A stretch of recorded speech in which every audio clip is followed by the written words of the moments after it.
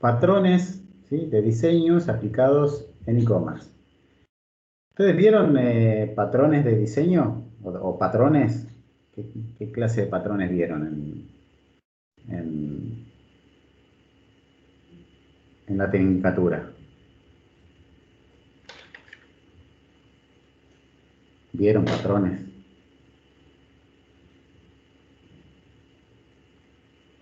Me parece que no, ¿no? Patrones no tienen nada que Patrón ver con puede el ser patrón. MVC, por ejemplo, Sí, modelo vista controlador. sí. Eh, Creo que es el único que vi. O sea, que hicieron mucho hincapié en ese Ajá, patrón. ok. Después, no conozco en profundidad muchos otros. Bueno, patrones, a ver, hay distintos patrones, ¿sí? Lástima que la verdad que tendrían que darle un poco más de hincapié en lo que es este tipo de teoría y verlo aplicado, porque eso es lo importante, porque uno, sí, está bien, me sé todos los patrones, pero cuando veo código no sé identificarlo, ¿sí? O ver cómo lo implementa cada una de las tecnologías, eso sería importante, porque habla, a ver, la utilización de patrones, ¿sí?, está asociada al atributo de calidad mantenibilidad, ¿no? Porque si, por ejemplo, eh, ante una problemática común, ¿sí?, cada desarrollador desarrolla su propia lógica o forma de implementarlo, ¿no? Al momento de ello cambiar de desarrollador, ese desarrollador, el segundo desarrollador que toma el trabajo del primero, tendría que fijarse y ver cómo lo hace, ¿no? Y estudiar y tratar de analizar cómo soluciona ese problema. Esa problemática, insisto, que es común. Entonces lo que se hace es justamente utilizar patrones de diseño. Y ahora vamos a ver que hay varios patrones. Pero la idea es justamente que darle al segundo desarrollador, ese que viene y toma el trabajo de otro, eh, darle la facilidad de hablar un lenguaje común, más allá del lenguaje de programación, ¿no? Si no, es como, ¿cómo les podría decir? Si el lenguaje son las palabras, ¿sí?, los patrones son los párrafos. ¿Sí? Entonces, por ejemplo, los patrones es cómo se escribe un cuento, ¿no? En los cuentos o en las historias uno siempre tiene la introducción, el nudo, el clima y el desenlace. Entonces, todos los escritores más o menos van encajando, ¿sí?, sus partes de la historia dentro de esos, de esas secciones que no van a estar definidas en el libro, sección clímax, sección nudo, no.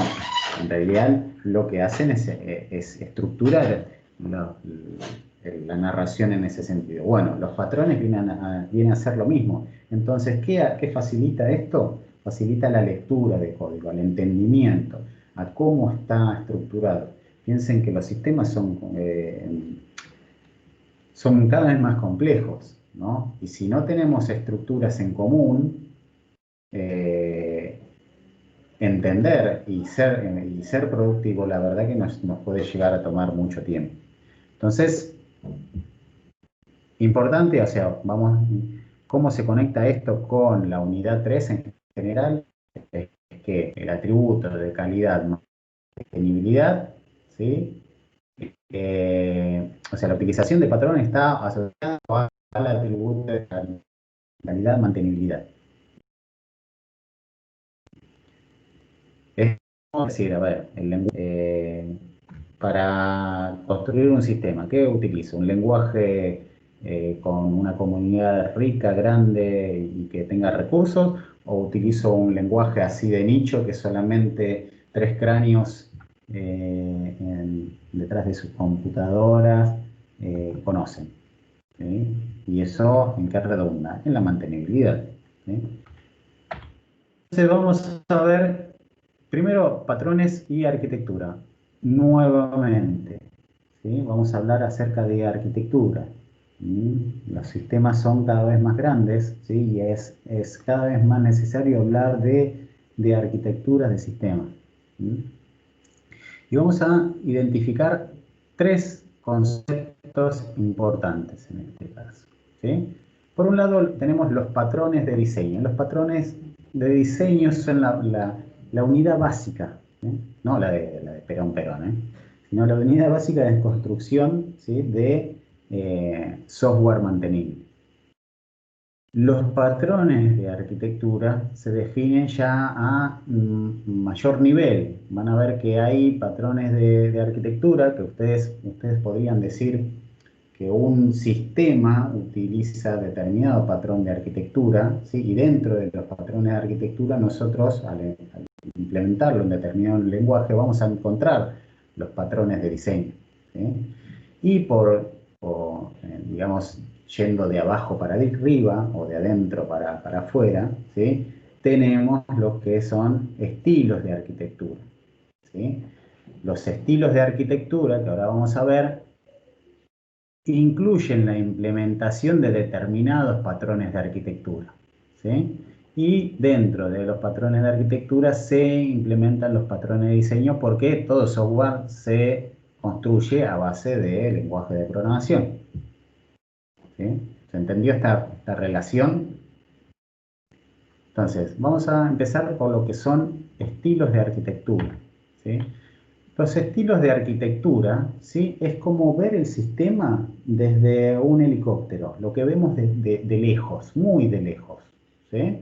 Entonces, acá hay 5 estilos de arquitectura: estructura arquitectural, mensajería, sistemas distribuidos, memoria compartida o sistemas adaptables, ¿sí? Por ejemplo, estructura arquitectural, vamos a tener sistemas, ¿sí? Estructurados por capas, ¿sí? El famoso 3 capas o 7 capas, ¿sí? Generalmente responden a este estilo de arquitectura. Pipe and filters, que como su nombre dice, es como un pipe, ¿sí? Y que a ese pipe, a ese flujo de datos se le van aplicando filtros, ¿sí? Y los basados en componentes. Generalmente estos sistemas, ¿sí? Manejan datos estables, son generalmente la mayoría de los sistemas de este tipo, ¿sí? Muchos basados en componentes, ¿no? En los cuales hay un flujo de datos, pero no es intensivo, como por ejemplo en lo que sería mensajería, ¿sí? La mensajería se refiere a sistemas en los que se utiliza la invocación implícita, la mensajería sincrónica, el publicador suscriptor, ¿sí? Y acá, por ejemplo, un sistema, ¿sí? Basado en el estilo de arquitectura mensajería sería el WhatsApp, ¿no? El WhatsApp, Telegram, cualquier sistema de mensajería. O, por ejemplo, sistemas de mensajería interna entre dos sistemas, ¿no? Cómo se comunican entre dos sistemas podría ser por una interfaz, ¿sí? Si está basado en componente, hay una interfaz entre los componentes, o un sistema de mensajería en el cual hay un sistema que publica mensajes y después hay otro sistema que suscribe a esos mensajes y recibe, ¿sí? Después están los sistemas distribuidos, generalmente orientados a servicios, peer-to-peer o peer-to-peer, que es punto a punto, ¿sí? Object Request Broker, computación en la nube, ¿sí? Y acá faltaría algo de microservicios, por ejemplo, o sea, son distribuidos en las cuales la lógica de negocio, ¿sí? Y la funcionalidad están... ¿Se escucha bien? Hola, ¿se escucha bien? Sí, sí, profe. ¿Sí? Ok. En los cuales la lógica de negocio y las funcionalidades están distribuidas en distintas locaciones, ¿sí? Ahí hay mucho de orientados a servicios, ahí vamos a ver, qué sé yo, por ejemplo, las API REST, ¿no? O el SOA, o el SOAP, que son cosas completamente distintas, pero que están pensados para los sistemas distribuidos. Después tenemos memoria compartida, basada en roles, Blackboard, centrado en base de datos, en los cuales hay varios sistemas que comparten, ¿sí?, un determinado espacio. Podría ser una base de datos, podría ser la memoria, ¿no? Pero todos los subsistemas y otros sistemas comparten ¿no?, un Blackboard. Un Blackboard sería un pizarrón. Un Blackboard, por ejemplo, es cuando un sistema aporta algo, ¿no?, y ese algo lo toma otro subsistema y después así sucesivamente hasta que ese Blackboard fue evolucionando a través del paso de los distintos sistemas, ¿sí?, en ejecución. Y después los sistemas adaptables que son microkernel, reflection, lenguaje específico de dominio. Acá puntualmente habla, por ejemplo, de la capacidad de estos sistemas de ser utilizados en otros sistemas, ¿sí? O sea, reflection, ¿conocen el concepto de reflection? No.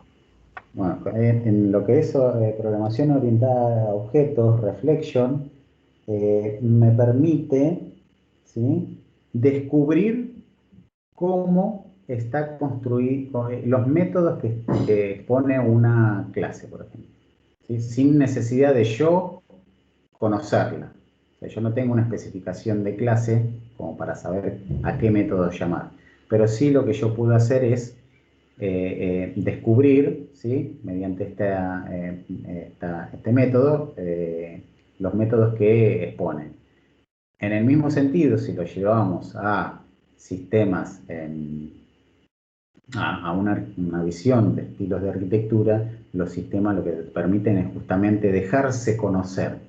Entonces, ese dejarse conocer lo que permite es justamente adaptar esos sistemas a distintos contextos, ¿sí? Pero esto es todo hablando de estilos de arquitectura. Recuerden, estamos arriba del helicóptero y vemos al sistema desde lejos, ¿sí? El modelo de negocios y cuáles son las necesidades del mismo nos puede llegar a decir, ¿sí?, qué estilo de arquitectura elegir, así a grandes rasgos, ¿no? Por ejemplo, si tenemos un e-commerce, generalmente va a ser un sistema estructural, ¿no? Es una estructura arquitectural, ¿sí? Si tenemos, qué sé yo, un sistema de WhatsApp o cualquier otro, pensaríamos en un estilo de arquitectura de mensajería. Esto es a grandes rasgos.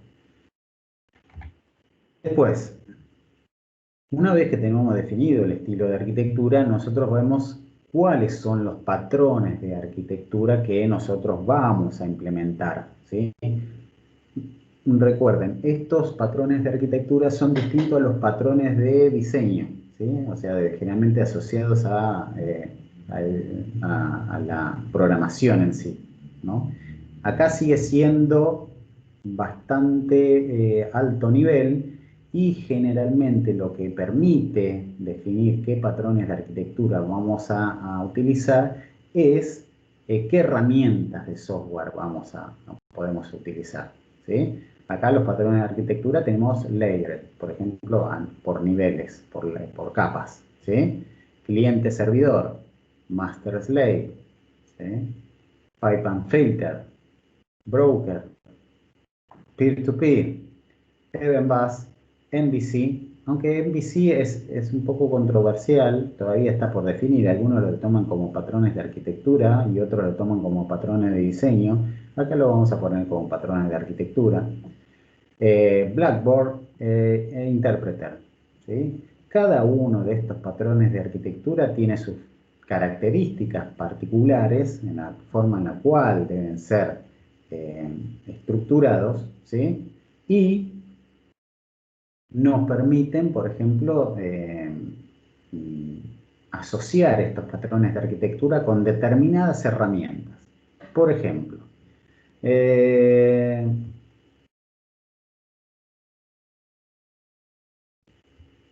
AWS, ¿sí? Tiene un servicio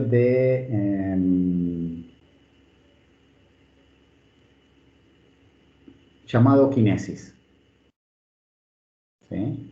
De servicio llamado Kinesis, que está basado en lo que es Kafka de Apache, es un sistema exclusivo, pensado para streaming de datos, ¿sí? Que streaming es distinto a cola, ¿sí? No confundan, ¿sí? Entonces, si nosotros tenemos, por ejemplo, un, eh, un peer-to-peer, ¿no? O un pipe and filter, yo podría implementar esa herramienta de forma tal de que ese stream, ¿sí?, de datos sea filtrado por determinadas características de los datos en sí, ¿sí? O broker. Broker también podría utilizar esa herramienta, o sea, Kafka, Apache Kafka, ¿sí? ¿Para qué? Broker lo que hace es repartir, ¿no? O sea, como el broadcasting que emite información para todos, bueno, un broker viene a ser más o menos parecido, y lo que hacen los suscriptores es asociarse a ese canal, y el broker lo que hace es enviarle la información que tenga, ¿no?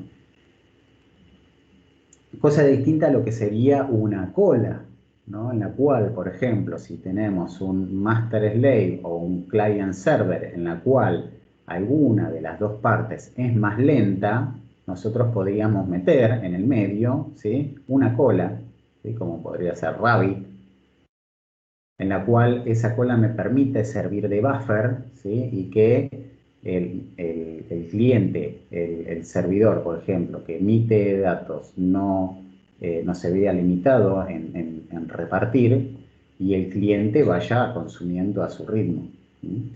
Acá, en donde estoy trabajando, justamente había un problema últimamente acerca de un registro de cuando se envían emails, ¿sí? El sistema detecta cuando abren el email y cuando hacen clic en algún evento, en algún botón dentro del mail. Y todos esos eventos se enviaban, ¿sí? Y lo habían implementado con Kinesis, que es Kafka, que es un sistema basado, o sea, pensado para streaming de datos. Claro, el streaming de datos lo que hace es enviar un flujo constante a un consumidor. O sea, es es el patrón producer-consumer, ¿sí? Pero claro, como es streaming, piensen en películas, ¿no? O sea, cada vez que alguien se conecta a Netflix, lo que quiere es ver toda la serie. No es que si yo me conecto, si hay uno conectado, ve toda la película, ¿no? Si hay dos conectados, uno ve una mitad y otro ve otra, ¿sí? Si hay tres, ven un tercio. No, cada uno de los que se suma como consumidores necesita todo el streaming, ¿sí?, que éste tenga para darles. ¿Sí? Entonces, claro, lo que pasaba en este sistema era que el streaming daba, ¿sí?, daba datos, pero el consumer empezaba a agrandarse en memoria, ¿no? Entonces, eh, el CTO de la empresa dice, bueno, entonces es fácil, si vamos tenemos un streaming y tenemos un consumer, bueno, creamos dos streaming, ¿sí? Por lo tanto, ahí vamos a hacer que los consumidores, uno de los consumidores, divida por dos su carga.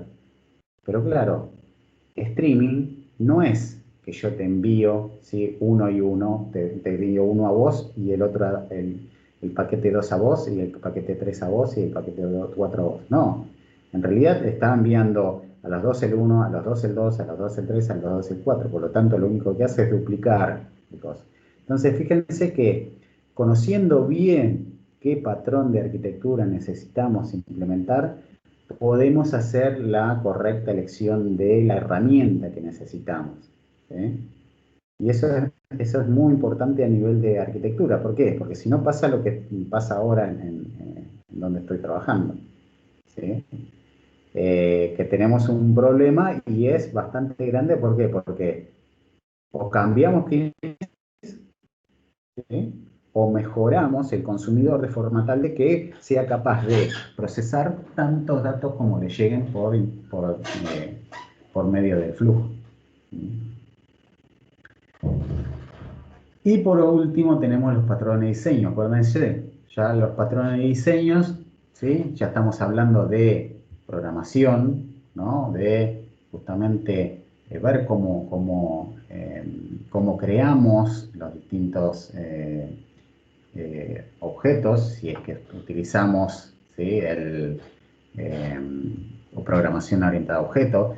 Generalmente a los patrones de diseño se los asocia mucho con la programación orientada a objetos, pero se puede implementar, ¿sí? Algunos patrones de diseño en lo que es programación funcional.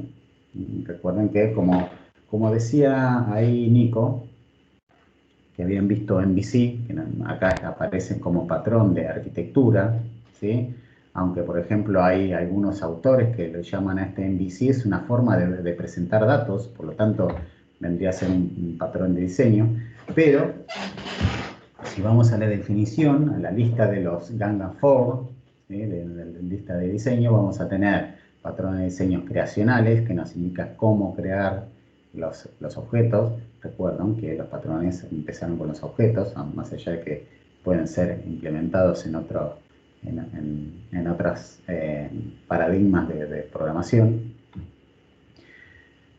Que me indican cómo crear, ¿sí? Abstract Factory, Singleton. Singleton es, yo me aseguro de tener solamente una instancia de una clase en todo el sistema, ¿sí? Builder, Prototype, que después estructurales, ¿sí?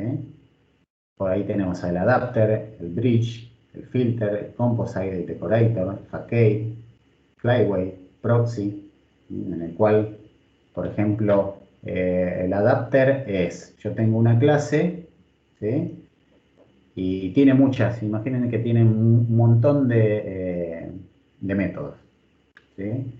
Y yo tengo un subsistema que solamente utiliza algunos métodos. Entonces, en lugar de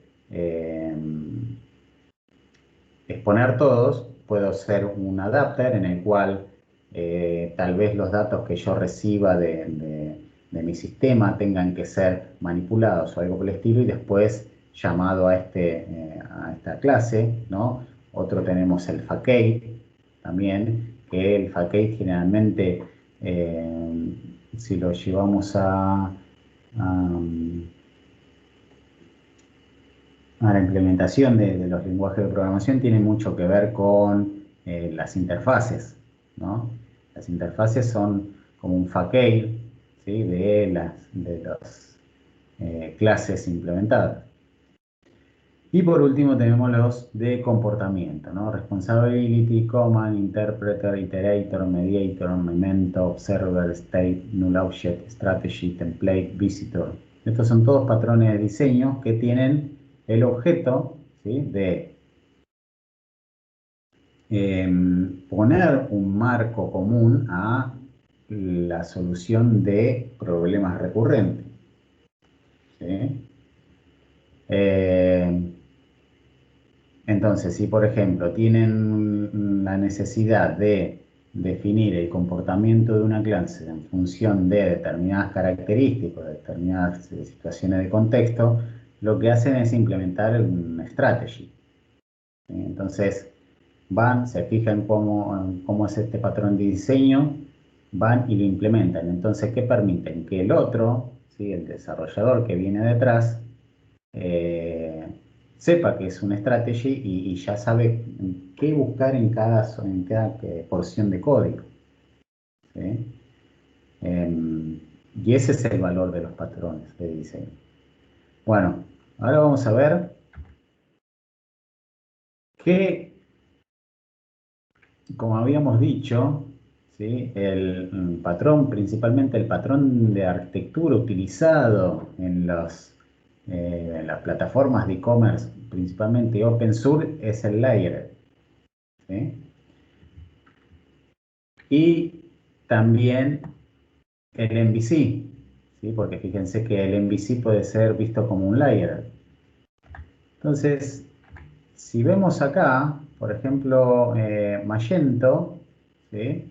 Lo que utiliza no es en la versión 1.9 o 1.x, utilizaba un patrón de diseño en VC y en la versión 2 utiliza un Model View View Model, ¿sí? Que es una pequeña variación del MVC. ¿Sí?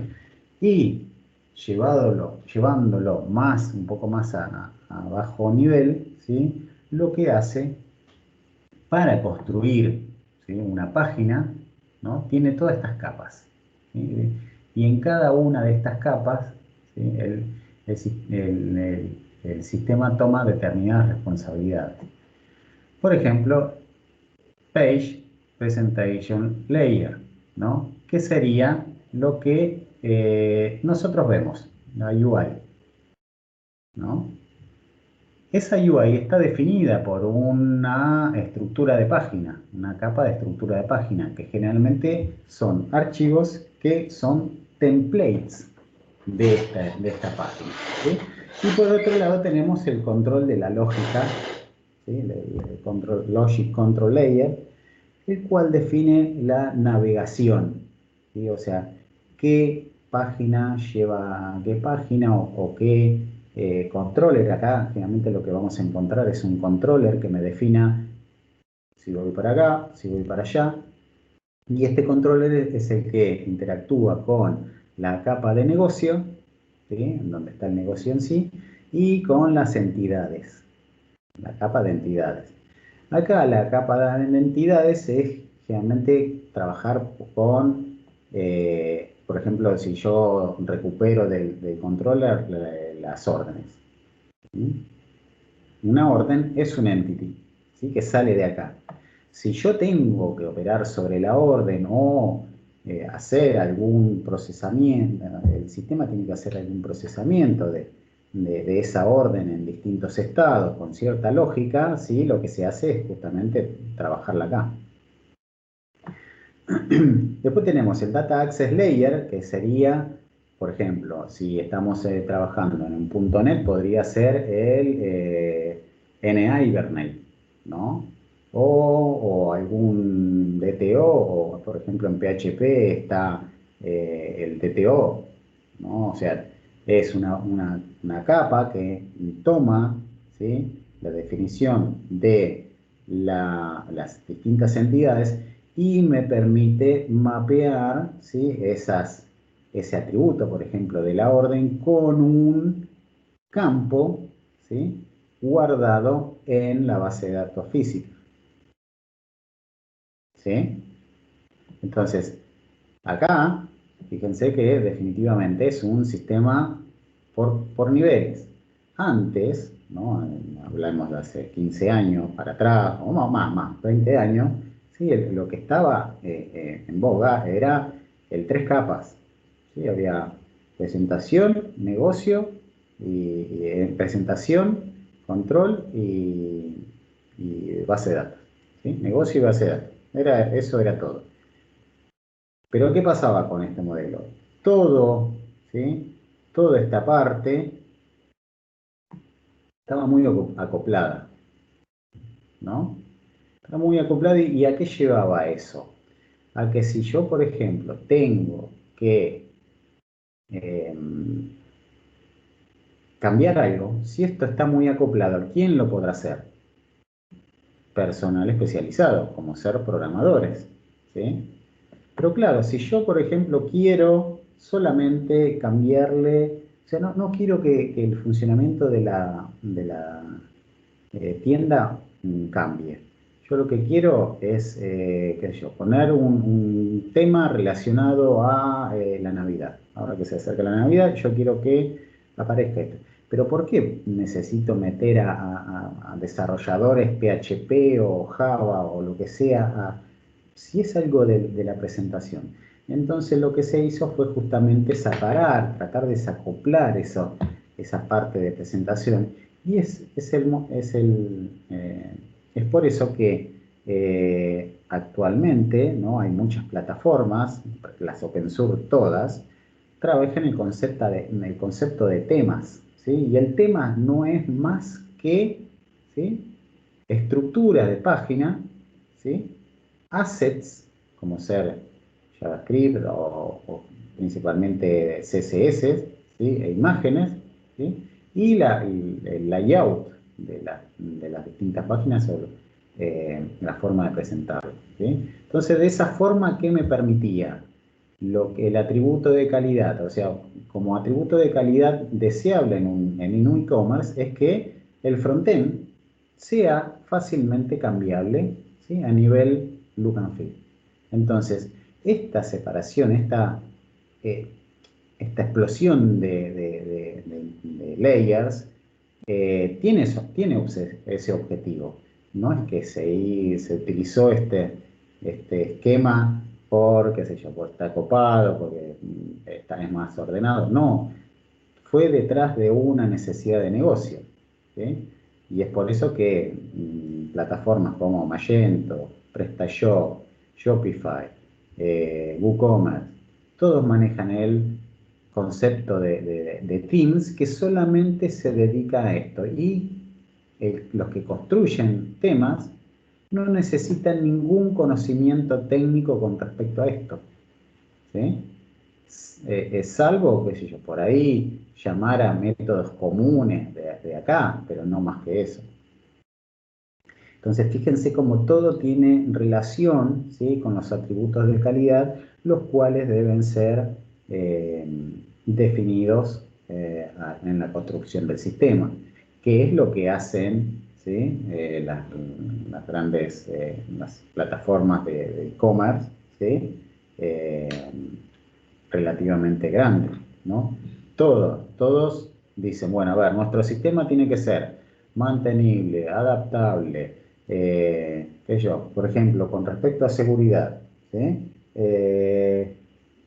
Ahí decía que había que mantener, como buena práctica, debía mantenerse la plataforma actualizada. Ok, si mi plataforma de e-commerce, para cada vez que tire una actualización, es un chino, ¿sí?, y ahí, a ver, muchos clientes van a decir, sí, está bárbara la plataforma, pero para nosotros la seguridad es fundamental, y para eso tenemos que estar con los sistemas al día lo más rápido posible. Y si tu proceso de actualización de parche de seguridad es un chino, y bueno, yo no te voy a elegir, ¿sí? Entonces fíjense que todas las decisiones arquitectónicas de la plataforma open source o de las plataformas o de los sistemas custom que ustedes construyan, tiene que estar definido por primero el negocio y después una correcta ponderación de los atributos de calidad. Ahora vamos a ver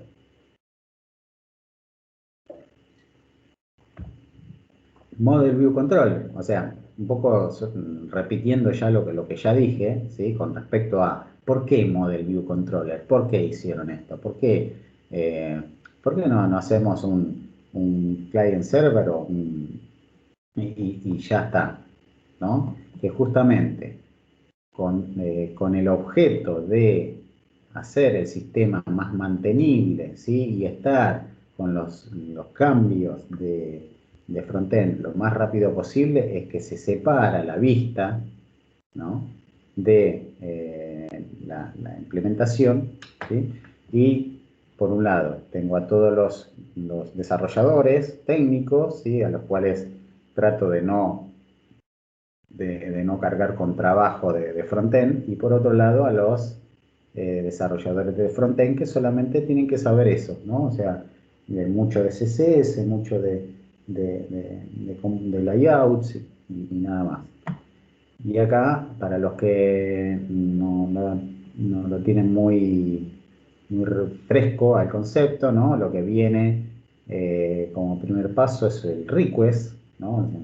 Recuerden que el request no va a la vista, ¿sí? En este patrón de diseño, ¿sí? El request va al controller. El controller, ¿sí? Es el que define a qué servicio llamar, ¿sí? Con qué modelo interactuar, ¿sí? Y una vez que tiene los datos, dice, ok, bueno, todos estos datos se lo tira a la vista, ¿sí? Y la vista es de vuelta al, ¿cómo es? Al cliente. El cliente mira, interactúa, por ejemplo, con un botón y ese botón está asociado a una URL, ¿sí? Que le pega a un controlador nuevamente, ¿sí? No le pega a la vista, le pega al controlador. Y bueno, detrás de ese atributo de calidad que es la mantenibilidad, ¿sí? Es que muchos, ¿sí? Plataformas open source se implementa este patrón de diseño. Y bueno, esto es lo que vamos a ver de diseño, ¿sí? Ya estamos llegando a los últimos temas. ¿Alguna pregunta con respecto a esto?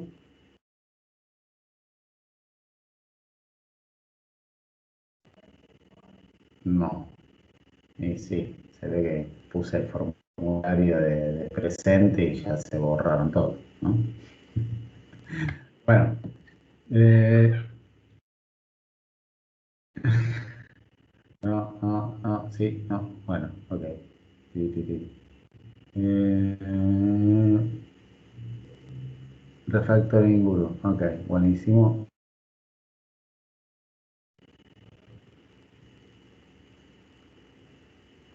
Sí. Bueno, listo. Sí, sí, sí, no. Hubiera estado bueno hacer práctico de patrones, pero bueno. Sí, a ver, tenés que decírselo al, qué sé yo, taller de programación. Eh, Creo que lo que están dados en diseño de aplicaciones web ahora.